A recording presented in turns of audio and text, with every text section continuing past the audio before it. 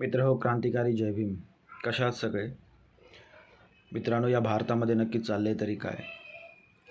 या भारतामध्ये खरंच लोकशाही जिवंत आहे की नाही हा प्रश्न निर्माण झाला आहे.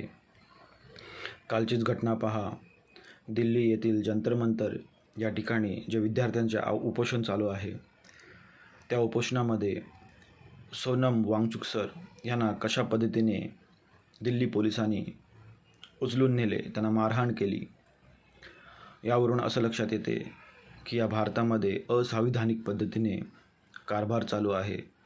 लोकशाहीचा गळा आवळला जात आहे आणि जे कोणी आंदोलन करत आहेत त्यांना अशा पद्धतीने ट्रीट केलं जात आहे की पुन्हा कधी आपला आवाज त्यांनी उठवू नये, त्यांचा आवाज दाबला जात आहे. मित्र हो, सोनम सर हे भारताचे शास्त्रज्ञ आहेत.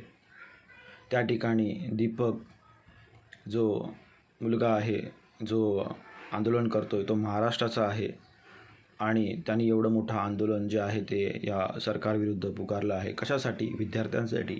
ज्या 15-20 विद्यार्थ्यांनी आपला जीव गमावला. कशासाठी?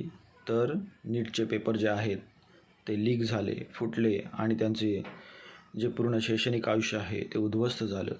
अत्यंत मेहनत करून ही मुले जे आहेत ते अभ्यास करतात आणि परीक्षेला सामोरे जातात आणि अशा वेळेस जर परीक्षेचे जे पेपर असतील तर फुटत असतील तर त्यांचं आयुष्य आहे ते नक्कीच पूर्ण बरबाद होत असतं.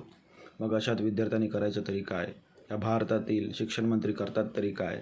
हे अनेक सारे असे प्रश्न आहेत ते उद्भवतात आणि अशा प्रश्नांसाठी आंदोलनं केली जातात आणि ती येथील भारत सरकार दाबण्याचा प्रयत्न करतं. अशा पद्धतीने लोकशाहीच्या विरोधात जाऊन त्यांना अडवलं जातं, काम केलं जातं. म्हणून इथे प्रश्न पडतो की या भारतामध्ये नक्की लोकशाही आहे की नाही, हुकुमशाहीचा प्रारंभ झाला आहे की काही.